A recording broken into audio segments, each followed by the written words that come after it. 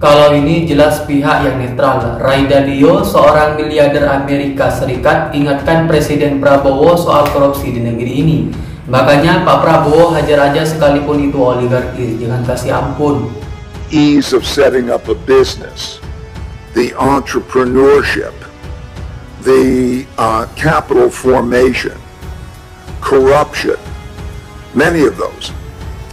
And through my experiences, I have had real world experiences in these countries. Jadi kita ada di dalam satu keadaan untuk mulai membaca apakah ini yang kita sebut sebagai awal dari krisis ekonomi yang mungkin juga akan dibaca lebih bagus di dalam figur-figur maksudnya angka-angka potensi krisis fiskal dan krisis moneter. Jadi sebetulnya kita hanya bisa menduga dengan kuat bahwa Presiden Prabowo memanggil mereka yang punya modal untuk mungkin bicara tentang semacam strategi penyelamatan ekonomi Indonesia. Of a leader in being able to then take control of the situation and make those very difficult reforms to be able to energize and capitalize and also overcome the barriers of corruption that stand in the way, entrenched interests. How do you revitalize that country? Pertemuan itu pasti tentang sesuatu yang betul-betul kritikal, sesuatu yang bahkan mungkin ditafsirkan sebagai kedaruratan, dan setiap sebut aja setiap konsesi politik yang hendak ditagih oleh para pemodal ini tentu punya akibat terhadap demokrasi. Demikian sebaliknya, setiap konsesi ekonomi yang hendak ditagih atau dalam bahasa yang lebih aman dinegosiasikan oleh pemerintah dengan para konglomerat ini, dengan para oligarki ini, tentu ada efek tambah politik. Jadi itu yang kita sebut sebagai upaya membaca Indonesia dalam perspektif political economy itu. Dan kita mulai menduga bahwa ketidakmampuan pemerintah untuk menghasilkan pendapatan melalui ekspor, melalui pajak, melalui segala macam retribusi itu akhirnya mulai terlihat. I follow the world. I bet on what's going to happen. I'm not an academic. I'm a professional global macro investor, and so I know these things. I bet on these things, and when I'm looking at this situation, I think that that potential exists. So we have the pleasure of being able to do that.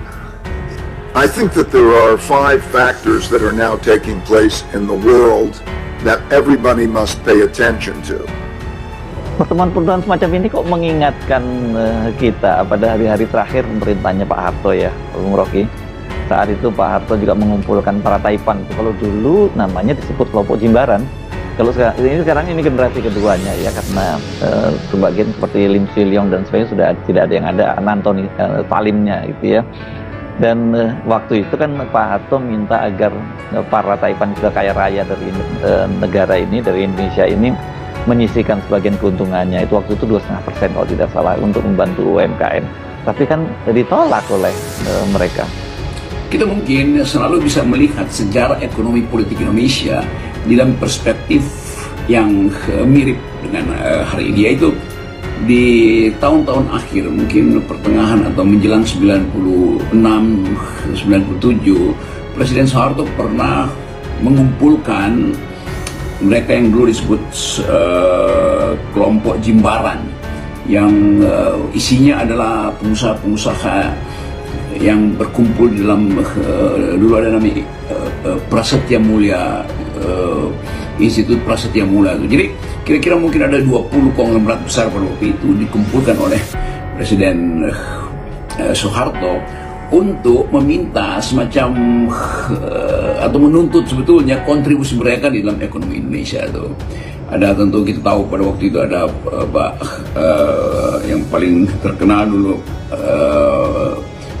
Lim Swee Lyong, lalu ada Prayogo Pangestu, dan macam-macam di situ tuh pengusaha-pengusaha yang sampai sekarang tentu bisnis emporium mereka itu masih sangat kuat, bahkan punya efek untuk menimbulkan instabilitas kalau terjadi kemacetan bisnis pada waktu itu, karena ekspansi bisnis dari yang kita sebut dulu konglomerat sebelum reformasi itu betul-betul menguasai hampir semua sektor ekonomi. And working with the leadership of those countries and the financial institutions, particularly sovereign wealth funds. And I'm at a stage in my life, I'm now 75 years old, and I'm at a stage in my life, that I don't work for anyone other than I do work for inspiration. Sebetulnya memang ada kegelisahan atau paling tidak kecemasan pemerintah terhadap keadaan ekonomi. Kemampuan publik untuk membackup pemerintahan Presiden Prabowo tentu hanya mungkin bila ada semacam sinyal tentang arah kehidupan politik dan ekonomi, terutama di tahun inilah, kita bicara tahun ini aja.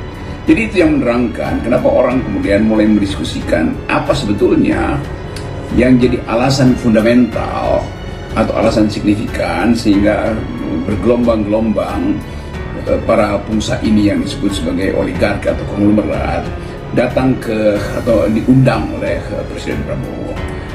And I see in President Prabowo what I saw when I was involved in China starting in 1984 when Deng Xiaoping came in, and what I've seen when Lee Kuan Yew came in, and what I'm seeing with great leaders who have the capacity to take a country that has enormous potential and is on the brink of a transition and make it into something that's quite unique. Miliarder Amerika Serikat Ray Dalio ingatkan Prabowo soal korupsi yang jadi tantangan Danatara. Investor ternama asal Amerika Serikat Ray Dalio menyoroti sejumlah tantangan yang dihadapi Badan Pengelola Investasi Danatara, terutama terkait dengan persoalan birokrasi dan korupsi. Hal ini disampaikan Ray Dalio dalam pertemuan dengan Presiden Republik Indonesia Prabowo Subianto serta sejumlah pengusaha besar Indonesia di Istana Kepresidenan Jakarta pada hari Jumat. Pengelolaan Danatara menjadi salah satu topik pembicaraan dalam pertemuan Prabowo dan Ray Dalio itu. Ray Dalio mengingatkan bahwa ada sejumlah tantangan yang bisa dihadapi Danatara. Lebih lanjut, Dalio menguraikan bahwa tantangan utama yang perlu menjadi perhatian mencakup permasalahan birokrasi, kemudian berbisnis, kewirausahaan, pembentukan modal, serta aksi korupsi. Dalio menekankan bahwa berbagai kendala ini perlu segera diantisipasi oleh pemerintahan Prabowo untuk memastikan keberhasilan pengelolaan investasi di Danatara. Dalam kesempatan tersebut, Dalio juga membandingkan potensi Indonesia dengan negara-negara yang telah berhasil melakukan transisi ekonomi seperti Cina dan Singapura. Menurutnya, Indonesia tengah berada dalam fase penting untuk melakukan lompatan besar dalam pertumbuhan ekonomi yang sangat bergantung pada kepemimpinan negara. Salah satu keunggulan yang dimiliki Indonesia saat ini menurut Dalio adalah tingkat utang yang relatif rendah. Hal ini memberikan peluang lebih besar bagi pemerintah untuk mengalokasikan modal investasi guna mendukung pertumbuhan ekonomi nasional. Prabowo menyambut baik masukan yang diberikan Ray Dalio dan mengakui pentingnya nasihat kritis dari investor global dalam pengembangan Danatara.